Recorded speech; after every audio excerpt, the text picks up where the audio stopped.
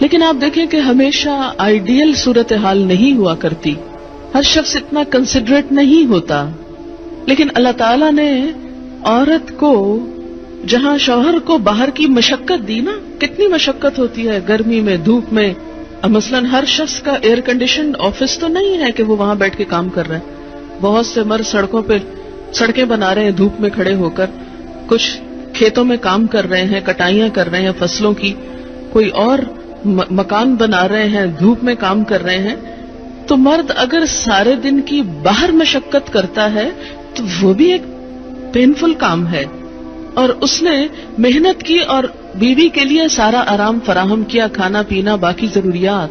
اب اگر بیوی کو اس کا مطالبہ پورا کرنے میں تھوڑی ہے تو کیا ہوا کہ موڈ نہیں یا دل نہیں مان رہا تو کیا ہوا، نہ صحیح. لیکن اس کے باوجود جو عورت یہ سمجھتی ہے کہ میں اپنے موڈ کے خلاف جا کر بھی اگر اپنے شوہر کو راضی کرتی ہوں تو یہ میرے رب کی رضا حاصل کرنے کا ایک ذریعہ ہے، تو آپ دیکھیں کہ یہ وہ چیز ہے جس کا صلہ آپ کو اللہ دنیا میں دے دے گا، کیونکہ آپ یہاں صرف شوہر کی نہیں اللہ کی بھی اطاعت کر رہی ہیں. کیونکہ ایک مسلمان عورت کو اس کے رب نے یہ حکم دیا ہے. اور اس میں وہ حدیث آپ نے سن رکھی ہوگی اور عورتوں کو سنانے میں بڑی مشکل پیش آتی ہے مجھے ہمیشہ، اور عورتیں ایک دم اوفینڈ ہونے لگتی ہیں. لیکن بات یہ ہے کہ چونکہ اللہ کے رسول صلی اللہ علیہ وسلم نے فرمایا ہے اور ہم سن کے روتے ہیں محبت میں اور نعتیں سن سن کے جھومتے ہیں، تو یہ حکم بھی آپ کا مان لینا چاہیے اور اس حدیث کو بھی سن لینا چاہیے اتنی ہی خوشی سے جتنی خوشی سے ایک نعت سنتے ہیں. نبی صلی اللہ علیہ وسلم نے فرمایا جب مرد اپنی بیوی کو اپنے بستر پر بلائے اور وہ نہ آئے تو صبح تک فرشتے اس پر لعنت کرتے ہیں. بخاری کی روایت ہے. ٹھیک ہے اس میں کہ اگر بیوی بیمار ہے یا اسے کوئی ایسی تکلیف ہے یا کوئی جینوئن ریزن ہے تو اس میں اللہ تعالیٰ اتنے بے رحم نہیں ہے کہ وہ دیکھ رہے ہیں کہ ایک عورت بخار میں پڑی ہے اور اس کا شوہر اس سے مطالبہ کر رہا ہے اور عورت نے نہیں مانا تو اس پہ لعنت بھجوانی شروع کر دی جائے. نہیں، یہاں ایک نارمل بات کی بات ہے کہ ایک عام حالات میں ایک عورت اگر اطاعت نہیں کرتی یا بات نہیں مانتی. پر اسی لیے ایک اور حدیث ہے، حضرت ابو ہریرہ کہتے ہیں کہ آپ صلی اللہ علیہ وسلم نے فرمایا اگر عورت کا خاوند اس کے پاس موجود ہو تو وہ اس کی اجازت کے بغیر نفلی روزہ نہ رکھے. تو گویا شوہر کی اطاعت نمبر 1 عام روزمرہ زندگی کے کاموں میں کوآپریشن، اطاعت بمانا کوآپریشن ہے. طاعن کا مطلب ہوتا ہے خوشی سے. نمبر 2 اس کی خاص ضرورت یا تقاضے کو پورا کرنے میں اطاعت.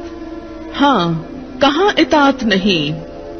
جب وہ کوئی حرام کام کرنے کو کہے، جب وہ کوئی ناجائز کام کرنے کو کہے، جب وہ اللہ اور اس کے رسول صلی اللہ علیہ وسلم کی مرضی کے خلاف کام کرنے کو کہے. لا طاعت لمخلوق فی معصیت الخالق.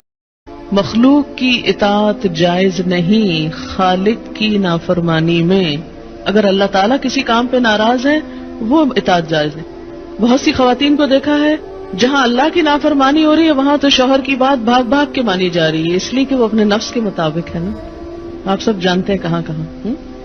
لیکن جہاں شوہر کی اطاعت اللہ کی رضا کے مطابق ہے لیکن ہماری رضا کے خلاف ہے تو پھر ہم وہاں نہیں بات مانتے.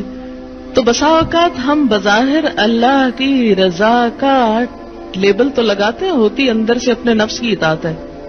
اور بعض اوقات شوہر کی اطاعت کا لیبل لگاتے ہیں لیکن وہاں بھی اصل میں نفس کی اطاعت ہوتی ہے کہ ہمارا اپنا دل وہی چاہ رہا ہوتا ہے جو شوہر چاہتا ہے اس وقت.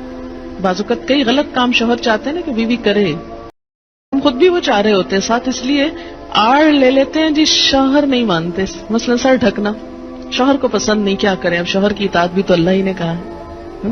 یہاں شوہر کی ہم 100% اطاعت کو تیار ہو جاتے ہیں کیونکہ اندر سے اپنا دل جو ساتھ ہے. لیکن جب رات کو شوہر بلائے تو وہاں اپنا دل نہیں، لہذا چاہے اللہ تعالیٰ کتنا ہی فرمائے سب اطاعت بھول جاتے ہیں.